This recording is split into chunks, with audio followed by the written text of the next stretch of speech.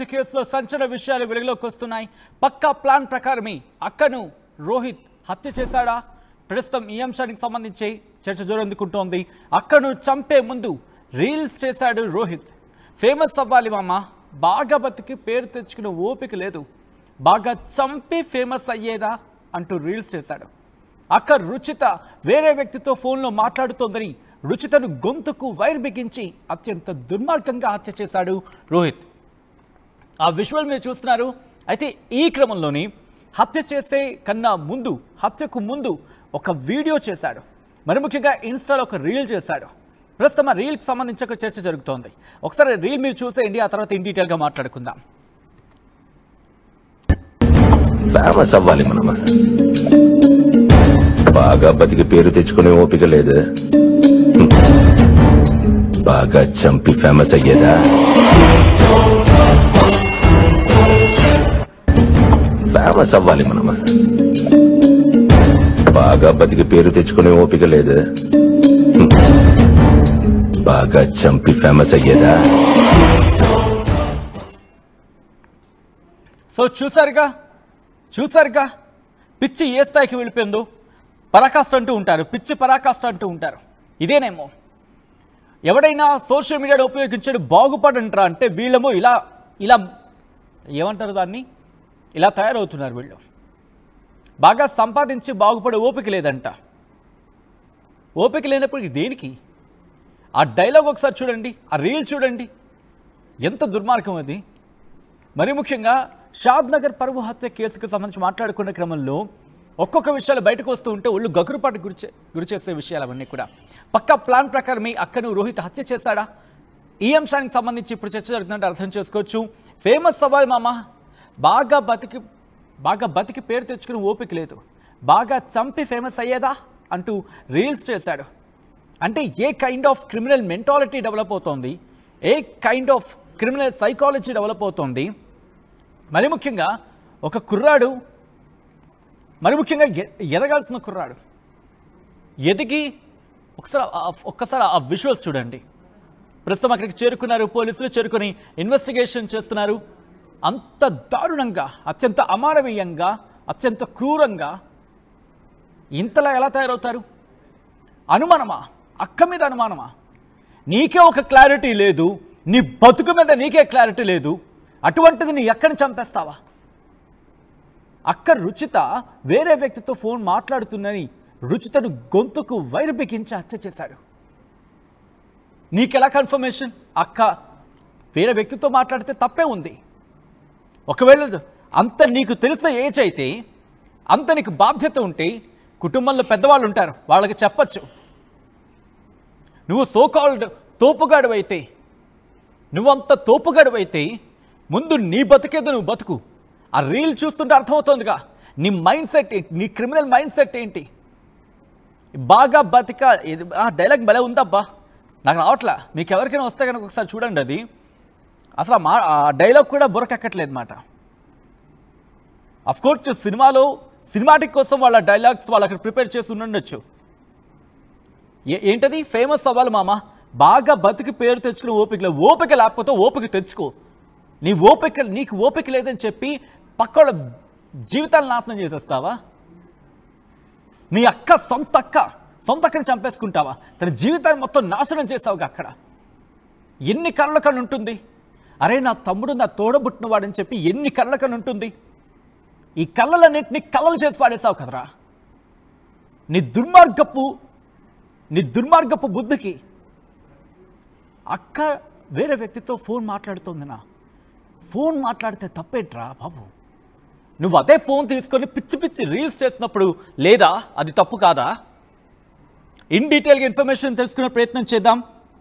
మా ప్రతినిధి Patricia updates అందించేందుకు సిద్ధంగా ఉన్నారు. పెట్రీషియా, ఈ కేసుకు సంబంధించి డీటెయిల్స్ ఎప్పటికప్పుడు ట్రాక్ చేసి ముందుంచే ప్రయత్నం చేస్తాను. ఒకసారి పెట్రీషియా దగ్గరికి వెళ్ళే ప్రయత్నం చేస్తాను. పెట్రీషియా, ప్రస్తుతం ఎదగాడిని అదుపులోకి తీసుకున్నారా పోలీసులు? మరి ముఖ్యంగా అదుపులోకి తీసుకునే క్రమంలో ఎటువంటి ఇన్వెస్టిగేషన్ జరుగుతుంది? కేసుకు సంబంధించిగా ఎటువంటి విస్తుపోయే నిజాలు బయటపడుతున్నాయి? షాద్ నగర్ పరువు హత్య కేసులో చాలా సెన్సేషనల్ విషయాలన్నీ కూడా ఒకరి తర్వాత ఒకరు బయటకు వస్తున్నాయి. ప్రీ ప్లాన్ గా అక్కని ఒకవైపు ఎలా చంపాలంటూ కూడా ప్రీ ప్లాన్ గా కూడా అతను ఇదంతా కూడా చేశాడని తెలుస్తుంది. మొదట ఫేమస్ అవ్వాలి అంటూ కూడా రీల్స్ చేయడము, ఒకవైపు బాగా సంపాదించి ఓపిక లేదు కానీ చంపి ఫేమస్ అవ్వాలి అంటూ కూడా ఇటువంటి రీల్స్ పెట్టడం, అదే కాకుండా ప్రియుడితో ఫోన్ మాట్లాడుతుందనే విధంగా కూడా అతి దారుణంగా అక్కని ఏదైతే ఫోన్ ఛార్జింగ్ వైర్ ఉందో అక్క నిద్రిస్తున్న సమయంలో కూడా అతి దారుణంగా మానవత్వ దృక్పథ లేదు అని, ఒక తల్లికే పుట్టిన అమ్మాయి నేను కూడా తను కూడా నా అక్కే కదా, ఒకటే అమ్మకి పుట్టాం కదా అనే విధంగా కూడా ఒకవైపు దయా కరుణ జాలి ఇటువంటివి ఏమీ లేకుండా అతి దారుణంగా ప్రీ ప్లాన్ గా చంపాడు అని కూడా పూర్తిగా తెలుస్తుంది. ఇదే కాకుండా రీల్స్ చేయడం మొదటి నుంచి కూడా ఆయనకు ఒక సైకాలజికల్ బిహేవియర్, ఏదైతే అక్కని చంపాలి ప్రియుడితో ఫోన్ మాట్లాడుతుంది అంటూ కూడా ప్రీ ప్లాన్ గా ఆయన ఆలోచించడము, మొదట రీల్స్ చేయడము, ఫేమస్ అవ్వాలి మామ ఎలాగైతే ఫేమస్ అవ్వాలి, బాగా బ్రతికి పేరు తెచ్చుకునే ఓపిక లేదు కానీ చంపి ఫేమస్ అవ్వాలని కూడా ఇటువంటి రీల్స్ చేసుకుంటూ అలాగా బిహేవ్ చేయడం, అంతా పోస్ట్ పెట్టుకోవాలి, బాగా ఫేమస్ అవ్వాలంటూ కూడా ఇటువంటి రీల్స్ చేయడం, ఒక మేనరిజం తో దానికి బీజిఎం యాడ్ చేయడం, సోషల్ మీడియా అంతా కూడా ఇదే చేశాడు. రోహిత్ కూడా తరచూ వాళ్ళ అక్క ఎవరైతే రుచిత ఉందో అదే పాలోలకి సంబంధించిన వ్యక్తిని ప్రేమించడము, అతను వరుసకి అన్న అవ్వడము, కుటుంబ సభ్యులందరూ కూడా మొదట మందలించారు, వద్దు తల్లి ఇదంతా వద్దు అంటూ కూడా నచ్చ చెప్పే ప్రయత్నం చేశారు. ఆ తర్వాత కూడా అంటే ఒక్కసారి చెప్తే ఎవరు వినరు, అంటే వార్నింగ్ ఇచ్చే బదులు తల్లిదండ్రులైనా సరే పిల్లలకి కౌన్సిలింగ్ ఇవ్వడం అనేది చాలా ఇంపార్టెంట్. ఒక్కసారి చెప్పినప్పటికీ ఎవరు వినరు, పదే పదే చెప్పుతూ పదే పదే మంచి ఇన్సిస్ట్ చేయడం టైం పడుతుంది. అదే చెడు నేర్చుకోవడానికి యువత కూడా చాలా అట్రాక్టివ్ అవుతారు. అలాంటిది మంచి కూడా తల్లిదండ్రులు ఓపికతో చెప్తున్నారు.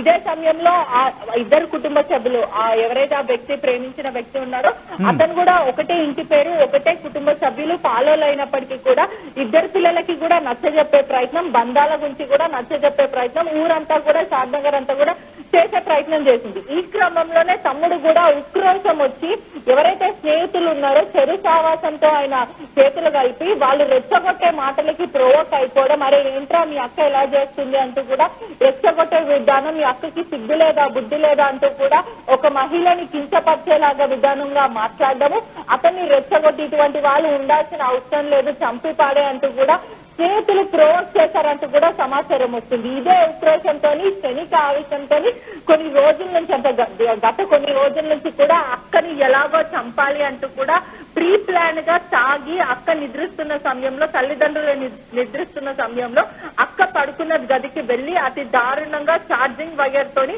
గొంతుతో నిమిరి మరి అతి దారుణంగా హత్య చేసిన తమ్ముడు.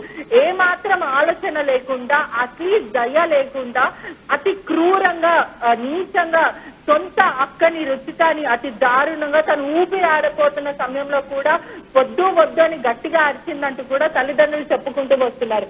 ఆ గదిలో కూడా ఏదో శబ్దాలు వినిపించాయి కానీ అర్ధరాత్రిలో వాళ్ళు గాన నిద్రలో ఉండి గమనించలేకపోయారంటున్నారు.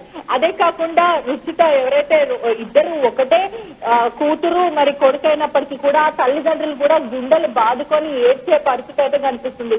ఒకటే కుటుంబానికి చెందిన వాళ్ళు ఒకలేమో చనిపోయారు, మరొకరు మాత్రం జైలు పాలయ్యారు, మాకేంటి కర్మ అంటూ కూడా వాళ్ళు గుండెలు బాదుకొని ఏడుస్తున్న పరిస్థితి. అదే కాకుండా పరువు హత్య కేసు అనే చెప్పొచ్చు. ఇది మొదట కుటుంబ సభ్యులు నచ్చ చెప్పారు, అమ్మాయికి ఇంకా నచ్చ చెప్తున్నారు, కౌన్సిలింగ్ ఇస్తున్నప్పటికీ కూడా తమ్ముడు వేరే వాళ్ళ మాటలు చెవికి ఎక్కించుకొని తలకెక్కించుకొని అతి దారుణంగా అతని హత్య చేయడమే కాకుండా ముందు నుంచే ప్రీ ప్లాన్ గా 1 వీక్ నుంచే అతను హత్యకి సంబంధించిన రీల్స్ పెట్టడం, పోస్టులు పెట్టడం, ఫేమస్ అవ్వాలి అని అంటే డబ్బు సంపాదించడం కాదు, హత్య చేసి ఫేమస్ అవ్వాలి అని ఒక బలంగా అంటే పరువు కోసం నేను ప్రాణాలు ఇచ్చేస్తా అనే విధంగా కూడా ఆ స్టూపిడ్ మైండ్ సెట్ తోని ఇన్సిస్ట్ చేసుకున్నాడని కూడా పూర్తిగా తెలుస్తుంది.